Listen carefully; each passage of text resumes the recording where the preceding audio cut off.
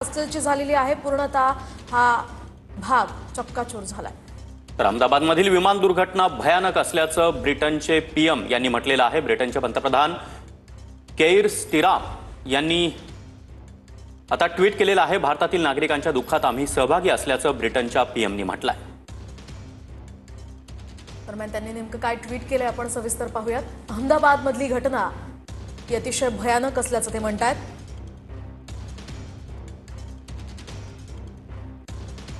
या दुःखद घटनेत ब्रिटन भारतातील लोकांसोबत आहे असं ट्विट त्यांनी यावेळी केलेलं आहे। ब्रिटनचेही काही नागरिक या विमानात असल्याची माहिती समोर आलेली आहे। दरम्यान या सगळ्या पार्श्वभूमीवर आता बचाव कार्य इथे सुरू आहे। तर ब्रिटनच्या पंतप्रधानांनी हे ट्विट केलेलं आहे। ब्रिटनचे एकूण 53 नागरिक या विमानामध्ये प्रवास करत होते। त्याचबरोबर 7 पोर्तुगीज नागरिक, एक कॅनेडियन नागरिक देखील या विमानातून प्रवास करत होता। अरे क्या कहेंगे, क्या देखा आपने? क्या हुआ, मैं वहाँ ऑफिस से वहाँ गई, बहुत बड़ा प्लेन क्रैश हुआ था, तो बहुत धुआं और आग लगी थी। जो डॉक्टर्स के फ्लैट थे उनको बहुत डैमेज हुए हैं और उसमें से कितने डॉक्टरों को हमने निकाला है, लोकल कार्यकर्ता और सब मिलके। बाद में जो प्लेन में से निकाले हैं वो लोग भी बहुत बड़ी दुखद दुर्घटना, बहुत कितने लोगों की मौत, कुछ अभी कोई अंदाजा नहीं लग रहा है। ये ऐसी खबरें चल रही है रूपानी साहब के, ऐसा कुछ नहीं, अभी ऐसा कुछ पता नहीं है कि क्या है। मैडम हालात कैसे? रेसिडेंशियल इलाका था क्या ये? डॉक्टरों का रेसिडेंशियल इलाका था, उनका फ्लैट था। पर ये कितने बजे हुआ, कुछ बस 2-2:30 के बीच।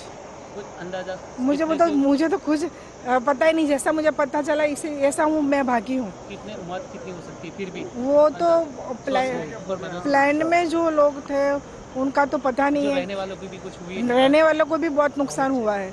कितने आगे का जो ब्लॉक है ना, उसमें से सब निकले हैं, वो सही है। थोड़ा उनको हमने हॉस्पिटल में शिफ्ट किया है। अभी रेस्क्यू चलेगा? अभी चलेगा। अजय इधर आ जाए।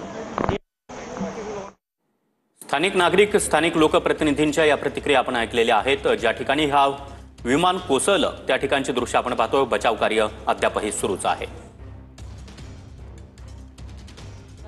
कि उनके परिजन को कहां रखा गया है।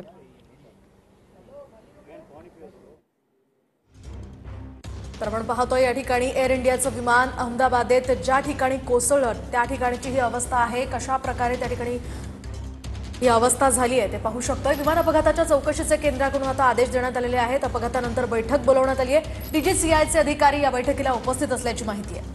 तर विमान अपघाताच्या चौकशीसाठी आता केंद्र सरकारकडून आदेश देण्यात आलेले आहेत। अपघातानंतर एक तातडीची बैठक देखील बोलावण्यात आलेली आहे। एनडीआरएफच्या 3 टीम आता अहमदाबादमध्ये दुर्घटनास्थळी दाखल झाल्यात। एनडीआरएफचे जवान त्याचबरोबर स्थानिक यंत्रणा देखील या ठिकाणी बचाव कार्यासाठी तैनात आहेत। त्याचबरोबर जे नागरिक, नातेवाईक या ठिकाणी आलेले आहेत त्यांच्या राहण्याची, खाण्याची व्यवस्था देखील आता प्रशासनाकडून करण्यात आलेली आहे। एनडीआरएफच्या 3 टीम आता अहमदाबादेत दुर्घटनास्थळी दाखल झाल्यात। अतिशय दुर्दैवी ही घटना आणि त्या ठिकाणी या सगळ्या नातेवाईकांचे पाणावलेले हे डोळे